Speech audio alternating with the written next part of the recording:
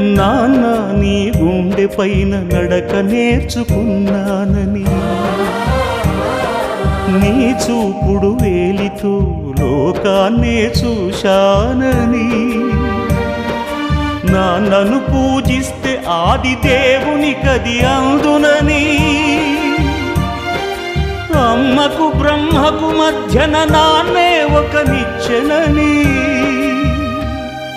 తెలియనైతి తండ్రి, ఎరుగనైతి నాన్న. నాన్నంటే నడిచే దేవాలయమని మరచితిని, ఆత్మజ్యోతి చేతుల ఆర్పివేసుకుంటిని. మరచిపోయి కూడా నన్ను మన్నించొద్దమ్మా, కలనైనా నన్ను కరుణించు.